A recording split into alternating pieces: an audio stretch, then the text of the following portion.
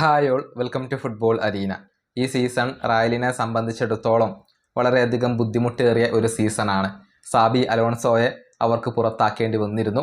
കഴിഞ്ഞ UCL മത്സരത്തിൽ ബെൻഫിക്കയോട് ഒരു വലിയ തോൽവി റയൽ ഏറ്റുവാങ്ങുകയും ചെയ്തു എന്നുള്ളതാണ്. അതുകൊണ്ട് തന്നെ UCLൻ്റെ പ്ലേ ഓഫ് മത്സരം ഇനി റയലിന് കളിക്കേണ്ടി വരികയാണ്.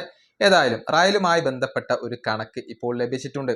അതായത് ഈ സീസണിൽ ആകെ കളിച്ച മത്സരങ്ങളിൽ 21% മത്സരങ്ങളിലും റയൽ മാഡ്രിഡ് പരാജയപ്പെടുകയാണ് ചെയ്തിട്ടുള്ളത്.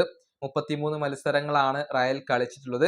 അതിൽ 7 മത്സരങ്ങളിൽ റയൽ പരാജയപ്പെട്ടു. അത്ലറ്റിക്കോ മാഡ്രിഡിനോട് 2-നെതിരെ 5 ഗോളുകൾക്ക് റയൽ പരാജയപ്പെട്ടിരുന്നു. പിന്നീട് ലിവർപൂളിനോട് ഏകപക്ഷീയമായ 1 ഗോളിന് പരാജയപ്പെട്ടു. പിന്നീട് സെൽറ്റ വിഗോയോട് എതിരില്ലാത്ത 2 ഗോളുകൾക്ക് തോറ്റു. അതിനുശേഷം മാഞ്ചസ്റ്റർ സിറ്റിയോട് 1-നെതിരെ 2 ഗോളുകൾക്ക് പരാജയപ്പെട്ടു. പിന്നീട് FC ബാഴ്സലോണ 2-നെതിരെ 3 ഗോളുകൾക്ക് റയലിനെ തോൽപ്പിച്ചു. ആൽബസിറ്റി 2-നെതിരെ 3 ഗോളുകൾക്കാണ് കോപ്പ ഡെൽ റേയിൽ റയലിനെ പരാജയപ്പെടുത്തിയത്. ഇപ്പോൾ ബെൻഫിക്കയോട് 4-2 റയൽ മാഡ്രിഡ് പരാജയപ്പെടുകയും ചെയ്തു എന്നുള്ളതാണ്.